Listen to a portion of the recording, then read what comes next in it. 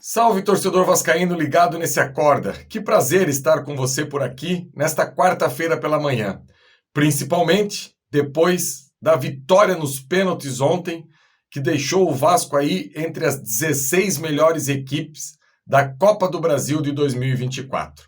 Vou trazer um resumo daquilo que eu vi ontem na partida. Primeiro, quero deixar claro que sempre que eu apareço por aqui é em nome da 1xBet.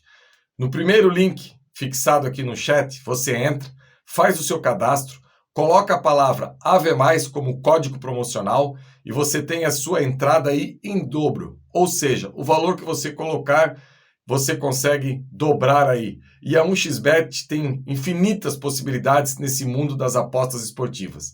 Eu mesmo ontem consegui fazer uma graninha. Depois que foi para os pênaltis, coloquei uma graninha aí no Vasco acreditando no Léo Jardim e acabei tendo êxito. Olha só, torcedor vascaíno. Ontem, o técnico Rafael Paiva levou a campo uma escalação bastante ofensiva. E confesso a você que eu fiquei apreensivo. Não que eu condenei essa escalação do Rafael Paiva, mas a coragem que esse técnico demonstrou, o tempo que esteve à frente do Vasco, me deixou claro uma coisa. Geralmente, a história acaba premiando os corajosos. E o Rafael Paiva, nessa passagem pelo Vasco, ele foi um treinador que teve muita coragem. Começou contra o próprio Fortaleza, fora de casa.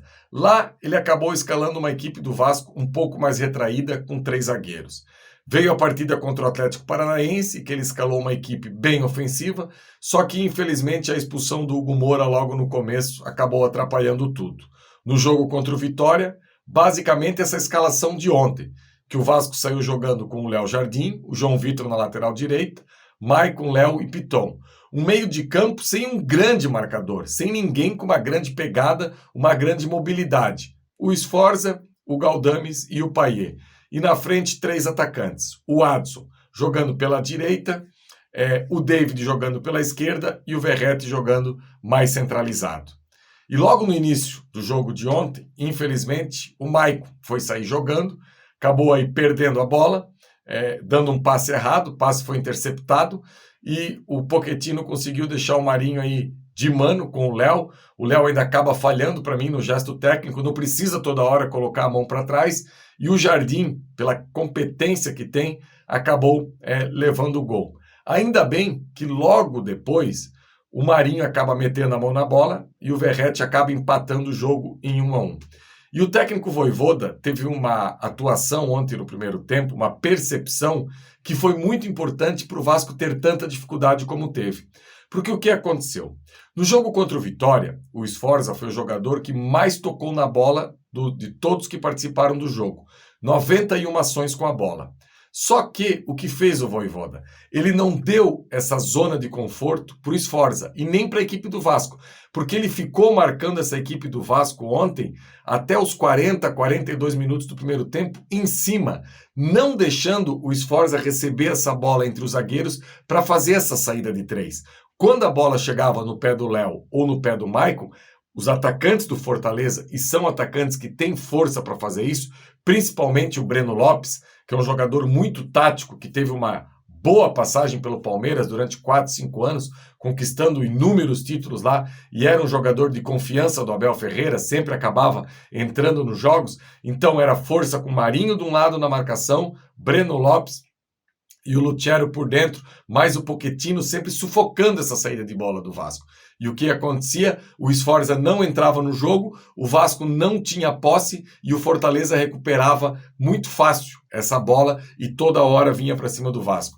Tanto a verdade que a posse de bola no primeiro tempo foi superior da equipe do Fortaleza por essa dificuldade que o Vasco tinha para se encontrar no jogo. Na volta para o segundo tempo, o Fortaleza logo no início faz 2-1, novamente num lance muito questionável, por uma questão de impedimento, parece que o VAR acabou errando. E daí o técnico Rafael Paiva faz 2 alterações, ele acaba colocando o Puma e coloca também o Matheus Carvalho. Tira o Galdames e coloca o Puma na lateral direita. Ele explicou na coletiva que ele não saca o Maicon, que o Maicon já tinha falhado também no segundo gol do Fortaleza, que levou um drible no meio de campo, que infelizmente, pelo tamanho do Maicon, pela pouca mobilidade, é difícil quando ele vai para esse enfrentamento fora da área. Então foi batido muito fácil pelo jogador do Fortaleza, e o Fortaleza acabou fazendo 2-1. Até recebeu algumas vaias do torcedor ontem, depois dessa falha aí no segundo gol do Fortaleza. E o Puma entra na lateral direita, e depois o Adson puxa um contra-ataque, toca a bola para o Payet. Aliás, o Payet ontem foi um recital novamente. O Payet, ele achou um espaço ontem no terceiro gol do Vasco para o Piton, que esse espaço não existia. Ele bateu com o cajado no chão e o espaço se abriu, chegando a bola até o Piton. Mas voltando ao lance do segundo gol, o Payet temporiza, segura a bola, deixa a ultrapassagem do Puma, que tem a percepção de ir junto nesse contra-ataque, e o Puma acaba cruzando a bola com a perna esquerda na cabeça do Verratti, fazendo 2-2. O Puma é um jogador que eu espero que o Álvaro Pacheco consiga fazer ele voltar para o elenco, porque era um jogador que estava completamente nulo.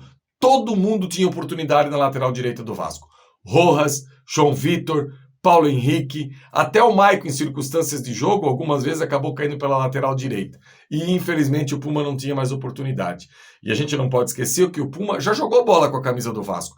No estadual do ano passado, foi um dos destaques. Então, assim, eu acho que num elenco tão carente como é o do Vasco, não dá pra gente ficar descartando o jogador. E outro jogador que estava descartado nesse elenco, e ontem ficou claro que merece a titularidade, inclusive, é o Adson. É inacreditável que o Ramon Dias deixou o Adson no banco para o Rossi tanto tempo. Mas enfim, como eu falei anteriormente, no lance do terceiro gol, o Payet acha um espaço absurdo para o Piton fazer o 3-2.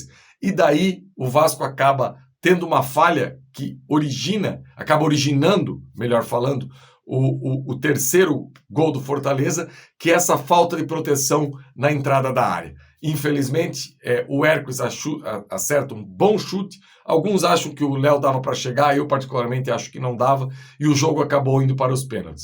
E nos pênaltis, um fato curioso, os 5 cobradores do Vasco aí, cobradores estrangeiros, porque se a gente parar para pensar, o Piton tem cidadania italiana. Então, assim, todos os pênaltis cobrados pelo Vasco, pênaltis de manual.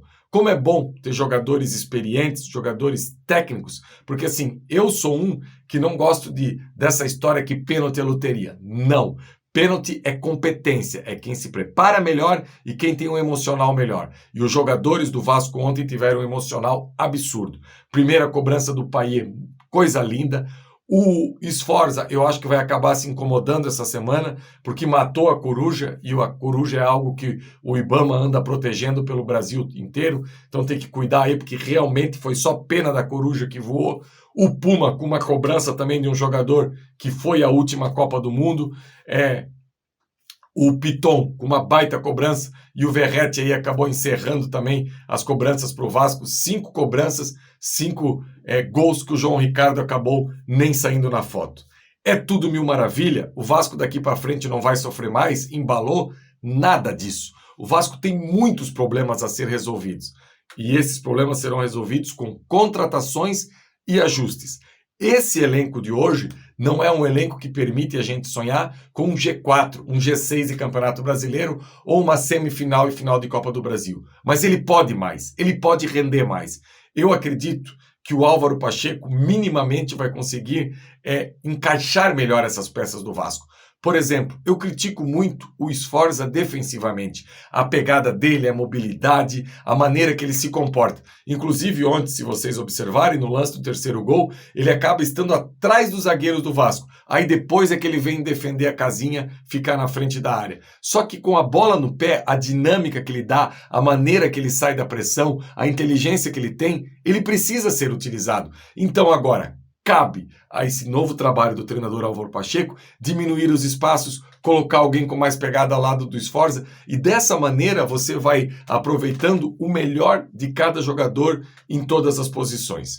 E para encerrar aqui, eu vi muita gente ontem, quando a gente estava dando nota no nosso chat, descendo a lenha no Rayhan.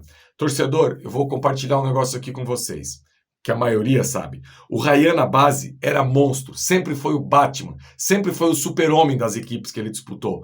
E como ele era o cara, ele nunca teve a obrigação de correr para trás, de marcar, de fechar espaço. Sempre jogou uma categoria acima da sua. Com 13 jogava no 15, com 15 jogava no 17, ou seja, era a joia da base do Vasco. Eu vou levar como parâmetro o Endrick, que é da mesma geração do Ryan. O Endrick já é diferente no Palmeiras. Como também o Endrick não tinha essa noção de marcação, ele desce a lenha, desce a porrada. Esse ano, pelo menos, o Endrick já poderia ter sido expulso em 5 oportunidades. Então, assim, no Endrick tá sobrando força, pegada e porrada.